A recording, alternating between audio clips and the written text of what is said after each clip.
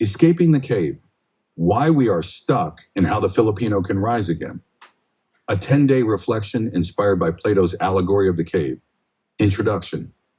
Why I return to the Greek philosophers. Reflecting on the corruption we see today and the strange attitude that it is normal, I found myself going back to something unexpected, the writings of the Greek philosophers. I asked myself, bakit ganito na tayo? Why do we tolerate what destroys us? Why do we excuse behavior that weakens our families, our institutions, and even our own dignity?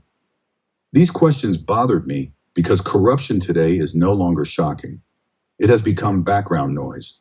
People shrug, people laugh, people say, ganyan talaga. And without knowing it, we slowly lose our appetite for what is honest, disciplined, and true.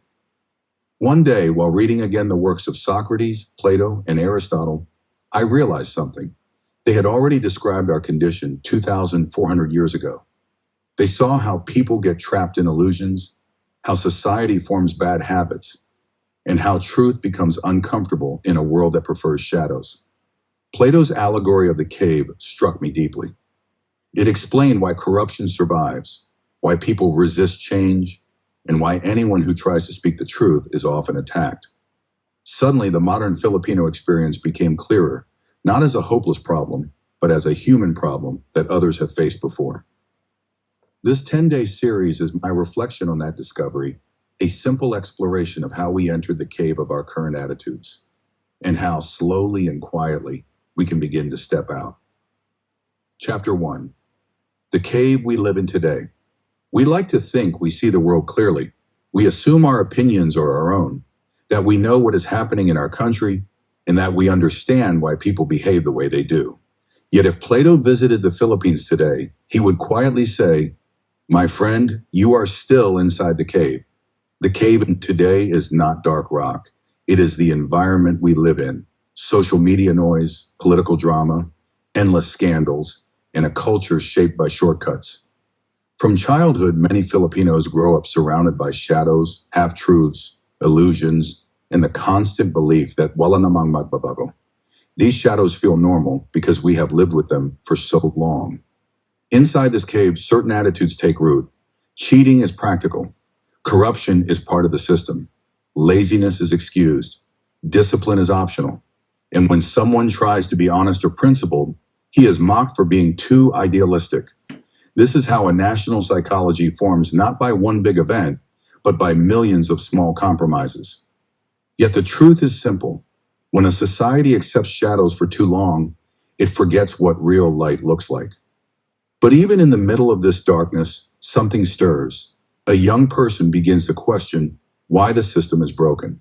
A worker refuses to participate in corruption. A citizen decides to vote with conscience. These small awakenings are signs that the human spirit cannot be completely chained.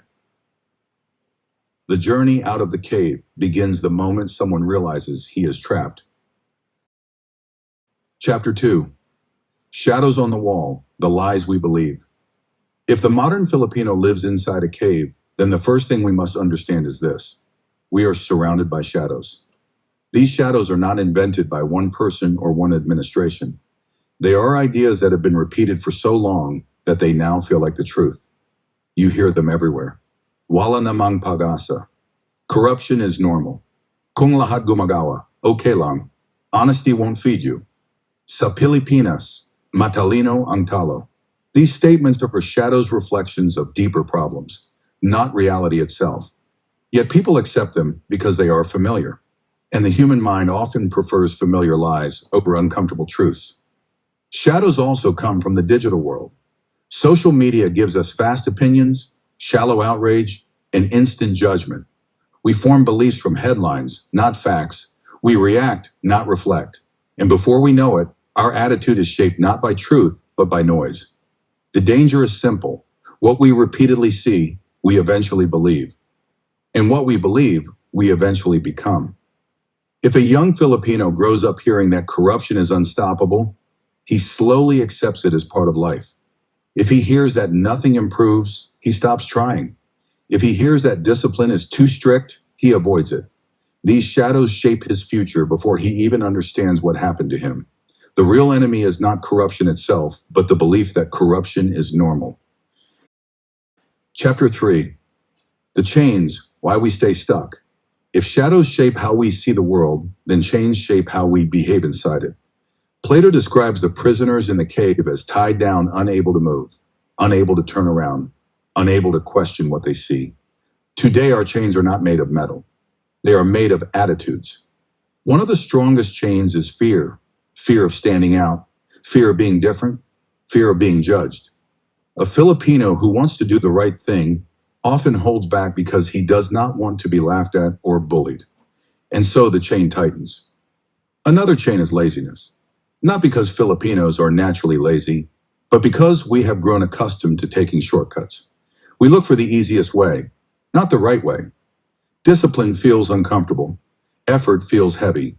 So we stay where we are comfortable, but stagnant. There is also envy, the quiet chain that makes us resent those who rise through honesty and hard work.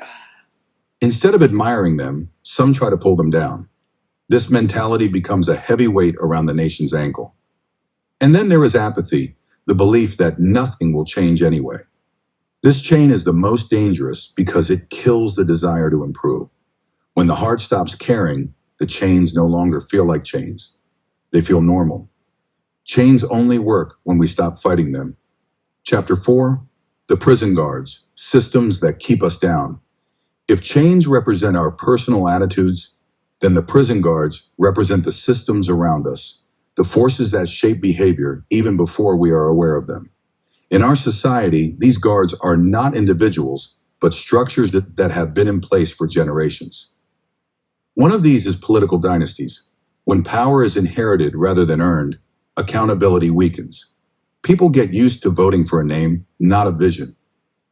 Another guard is slow justice. Cases drag on for years. Those who steal billions escape punishment, while those who steal a loaf of bread suffer quickly. This imbalance teaches the next generation the wrong lesson, that the system favors the powerful. Then there is weak enforcement. When rules are inconsistent, people stop respecting them. Add to this social media manipulation, trolls, outrage culture, influencers who normalize bad behavior. We become emotional prisoners, reacting to shadows. Finally, there is our cultural tolerance for shortcuts. Puede na yan. Over time, this mindset lowers our national standard. Systems remain strong not because they are right, but because people stop questioning them. Chapter 5. The one who escapes, awakening of conscience. In every society, even one surrounded by shadows, there is always a person who begins to see differently. Plato describes a prisoner who slowly breaks free from his chains and turns toward the light. Awakening usually begins quietly. A student chooses honesty. A worker refuses corruption. A parent teaches a forgotten virtue. A person reads something that stirs the heart. A disappointment humbles us and forces reflection. For many, awakening comes from faith, the realization that life is bigger than convenience or reputation. The awakened person feels something hopeful, clarity. He sees the gap between who he is and who he can become. He sees that the cave is not destiny, but awakening brings responsibility. Once he sees truth, he can no longer pretend he doesn't. Every movement in history began with one person who saw the light first. Chapter 6. Seeing the sun, truth, discipline, and moral clarity. When the escaped prisoner steps outside the cave, he is blinded. Truth hurts before it heals, but slowly his eyes adjust and he sees reality. This is what moral clarity does. The light exposes excuses and shortcuts. It demands growth.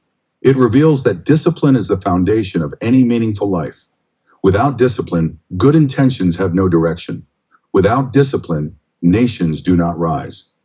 Seeing the sun also helps us recognize what matters: honesty, character, faith, family, responsibility. The awakened person becomes less reactive, more reflective, less noisy inside, more grounded. Slowly, peace settles in because truth brings clarity, and clarity brings freedom. But the journey does not end here. After seeing the sun, he turns back toward the cave, not to return to darkness, but to help others see. Chapter 7. Returning to the cave. Why the honest are attacked. In Plato's story, when the enlightened prisoner returns to help others, he is met with hostility, not gratitude. This is also true today. Honest workers get mocked. Principled leaders face resistance. Truth speakers are attacked online. Reformers are criticized instead of supported. Why? Because light is painful for eyes accustomed to darkness. Shadows feel safe. They do not demand change. Someone who sees clearly becomes a threat, not because he is wrong, but because he exposes what others avoid confronting. Yet every society needs people who return to the cave, those who speak with conviction, choose integrity even when alone, and stand as quiet reminders of what is possible. Through their courage, cracks in the darkness appear. Chapter 8. Helping others see the duty of the awakened. When a person sees truth, he gains responsibility, the duty to help others see. We help not by preaching, but by living differently. A disciplined life becomes testimony. An honest job is a protest against corruption. A respectful family is a seed of renewal. This is where the idea of the digital apostle becomes powerful. Today, truth travels online. Kindness, clarity, and integrity posted on a screen can guide more people than we imagine. Transformation rarely begins with crowds. It begins with one awakened conscience, then another, then another. Helping others see is not a burden. It is a form of love. Chapter 9. What happens if we stay in the cave? Not all prisoners want to leave. The longer we stay inside, the deeper the damage. If we remain in the cave, corruption becomes inherited. Children learn that dishonesty is part of survival. Students learn that cheating is normal. Workers become numb to injustice. If we remain in the cave, our work culture deteriorates. Mediocrity becomes acceptable. Puerina replaces caiapie. If we remain in the cave, our leaders reflect our shadows. Cynicism spreads, hope weakens. If we remain in the cave, we lose the ability to dream. But the cave is not destiny unless we choose to stay. Chapter 10. The Way Out, a blueprint for Filipino renewal. Every cave has an exit. The first step is discipline, small daily acts done well. The second is moral courage, saying no to corruption even when it costs us. The third is improving our circle of influence, our family, workplace, friends. The fourth is faith, the light that gives meaning to all action. A nation changes through examples, not speeches. The cave has shaped us, but it has not defined us. The journey out begins with one decision, to see clearly and live what we see. Epilogue, where do we begin? We begin with ourselves. After all the reflections, the question remains, where do we begin? Not with government, not with institutions, not with the world. We begin with ourselves. Real change begins with one person, one conscience awakened, one life aligned with truth. From one, we go to two, a friend, a spouse, a sibling. From 2 to 3, a small circle that refuses to accept shadows. From 3 to 10 to 100, until finally 1,000. This is how transformation truly happens. We in Opus DEI know this well.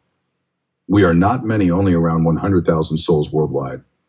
Yet from our ordinary work and daily faithfulness, schools have been built, minds formed, families strengthened, and cultures renewed. Not through noise, but through quiet sanctification of daily life. Not through power, but through grace. If we want a better Philippines, we begin where St. Josemaria began, with the person standing in front of the mirror. We purify our intentions. We choose honesty in little things. We work well. We pray quietly. We offer joyfully. We spread light naturally. From 1 to 2 to 3, until 1,000 Filipinos shine so steadily that the cave can no longer hold its shape. This is how a people awaken. This is how a nation rises. This is how the light wins, starting with us.